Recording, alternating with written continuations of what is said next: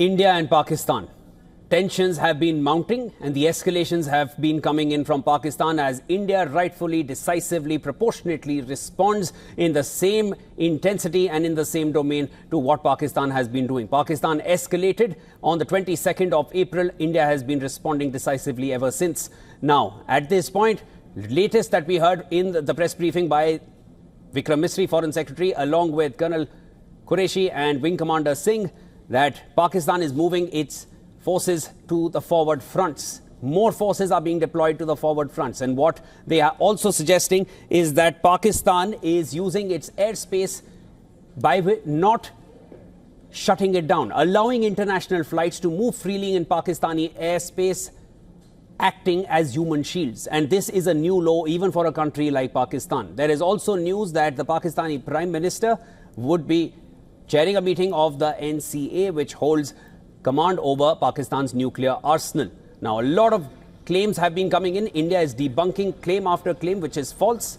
And we are tracking those developments right here on WION World is One. All right, to discuss this evolving situation further, I'm being joined by Major General Bipin Bakshi from New Delhi. He's a former IG at NSG and Division Commander of the Indian Army. Major General, thank you so much. Pleasure having you here. It's an honor. Sir, to begin with, I just spoke about, and this is what we heard from the Foreign Secretary himself regarding Pakistan using Pakistani airspace and using international airlines and flights in Pakistani airspace, not telling them, not shutting down its airspace, using them as human shields.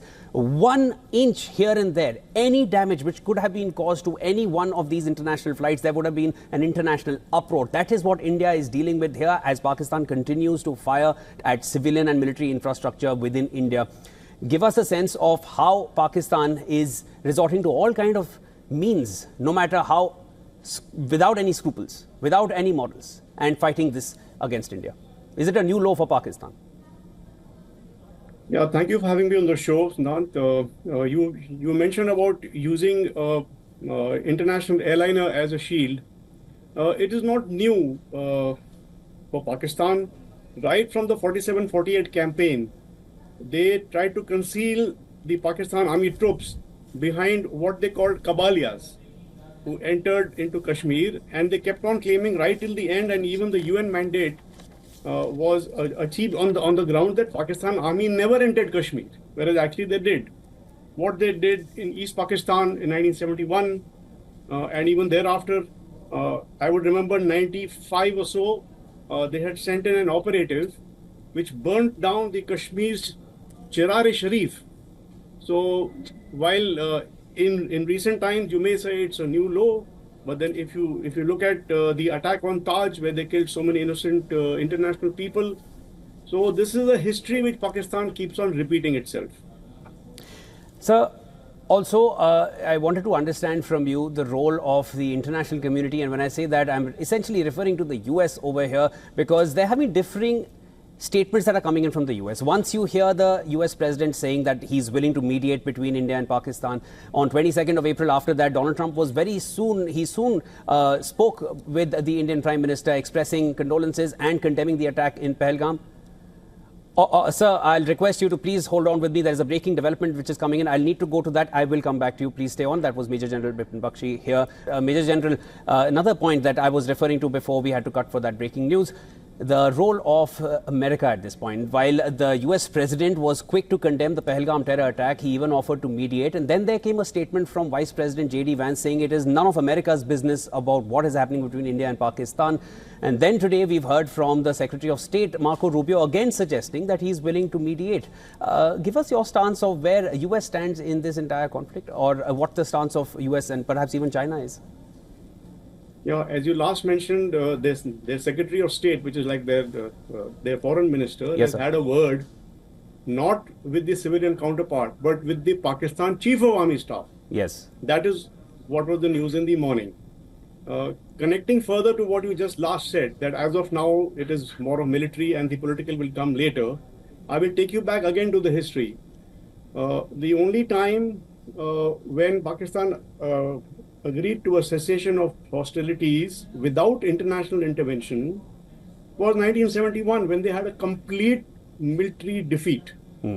So until and unless there is a complete military defeat, the only way this conflict ends is with international intervention. So you were very right in bringing in what you mentioned about USA. But I would also like to bring in here the aspect of China. Yes. Because as I was mentioning in another talk some time back, around 30 years back, we used to say that the only thing which matter to Pakistan are Allah, Army, and America. Now, the American influence to some extent has waned in the recent years, and as you're aware, with the CPEC coming in, the Chinese influence has really increased. So now coming back, how will there be an exit? Will there be an off-ramp? I don't see Pakistan taking an off-ramp on its own, unless its back is to the wall, or unless there is a strong international intervention. So we don't want to escalate to the point where we are going to completely break their war machine. We are taking very precise, very measured steps, which are non-escalatory in nature. In every day's briefing, you will hear our foreign secretary saying that we are non-escalatory. Rightly said, sir. It is up to Pakistan to take the discipline to de-escalate at a point. But now coming back to their history, the de-escalation, the off-ramp will only come either with a complete military annihilation or with a strong international intervention. Major General, as you mentioned, you went back to 47, and whether it was the 40s, whether it was the 60s, the 70s, or in the 90s, and now we're in 2025. Pakistan has lost every single time, but this time, and we've spoken with a lot of analysts, they are suggesting that Pakistan is really eager to keep this war on and escalate. And we've been seeing this through their actions, that escalation after escalation, breaking all bounds, even though India is still managing to respond responsibly, calculatively, and in a measured fashion. But Pakistan is breaking all molds of any kind of measure here. What is Pakistan really eager for to keep this war going, given that precedents only suggest that they've lost every single time? So you are imposing your thought process, which is a logical thought process on this. Understood, sir. But there is a concept of the rationality of irrationality. So as you just said, they lost all the wars, but they don't think so. Understood. They say, well, we didn't win, but not winning is not the same as losing. So it is they have a very irrational way of going about this. And as I said, until and unless their back is to the wall, or there's a strong international intervention, they don't have a very, very rational approach to all this. Sir, you have mentioned international intervention a few times in the previous responses as well. Where do you feel that intervention can come from to bring any kind of calm now at this point, because escalation is continuously coming in from Pakistan's side? Who can bring that calm at this point from the international community?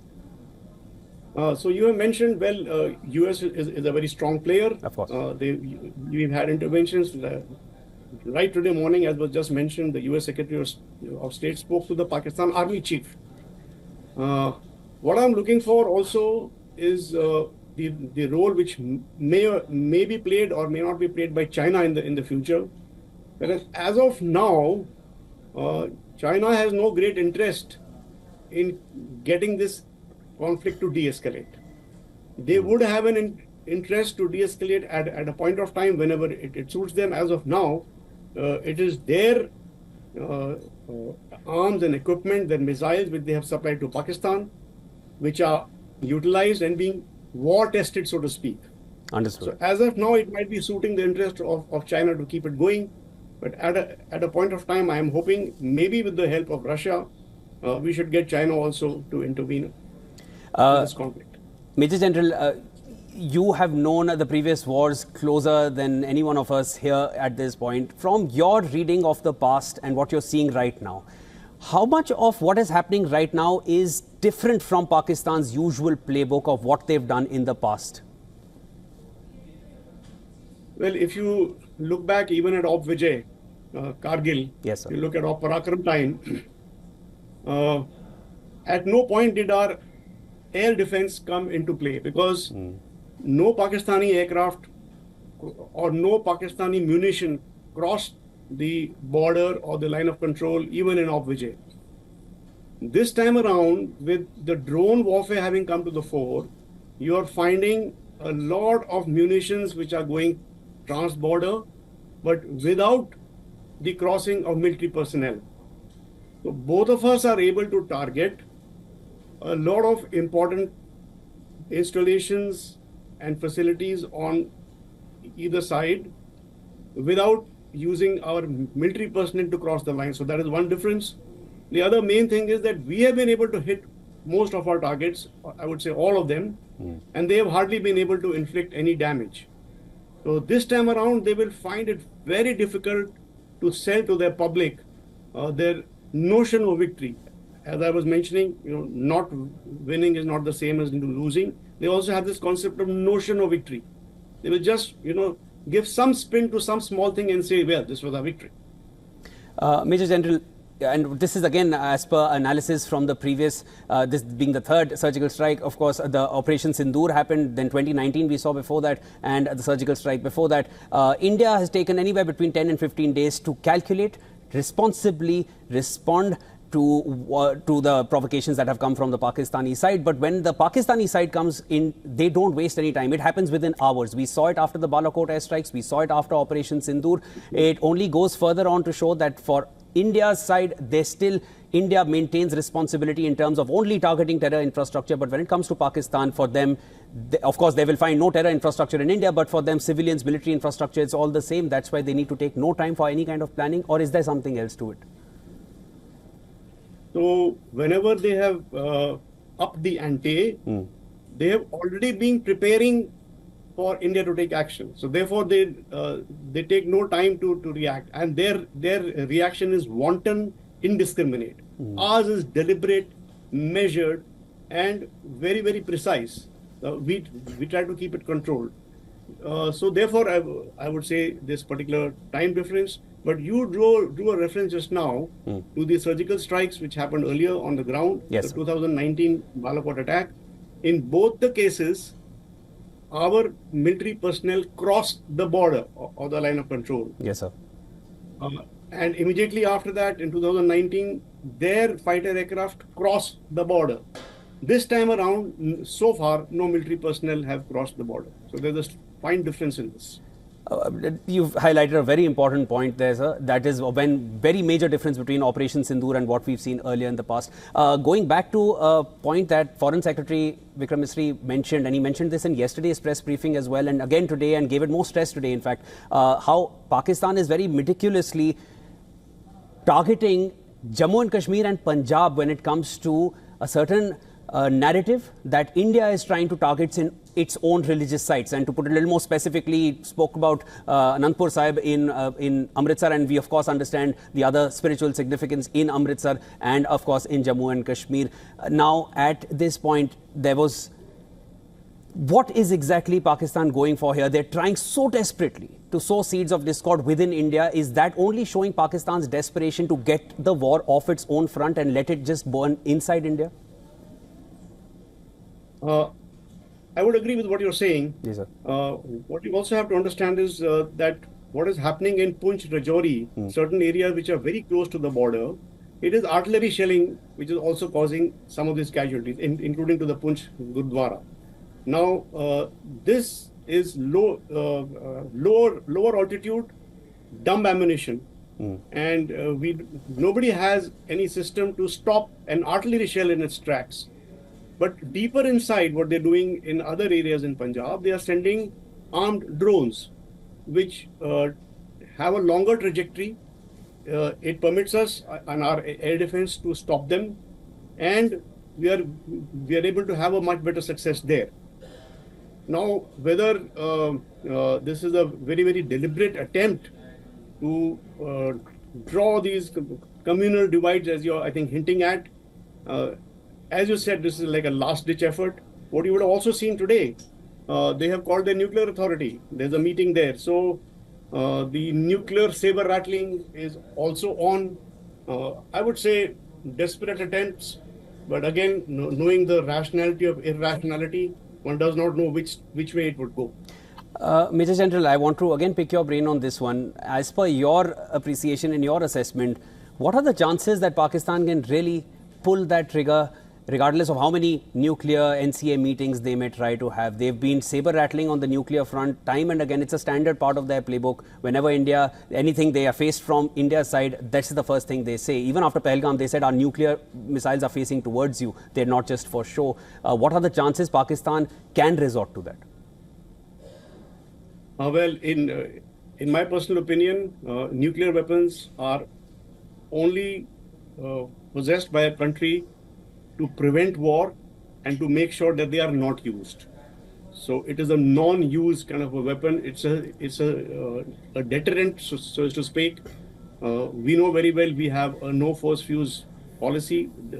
They have not yet, clearly articulated it, but they have said that only if Pakistan's existence as a state is under threat and certain red lines are crossed, only then they would use nuclear weapons. I don't see that happening right now, and I don't see the world, including China and Pakistan, permitting the nuclear bogey to go up beyond just nuclear saber rattling, as you have just said. Major General Bipin Bakshi, it was an honor speaking with you, and definitely an education as well, as you brought in anecdotes right from the 40s, bringing in and explaining how Pakistan really functions and how it really thinks and what you expect Pakistan will and won't do going forward. I'll definitely love to have you on the broadcast once again. That was General Bipin Bakshi speaking with us here on WION World as well.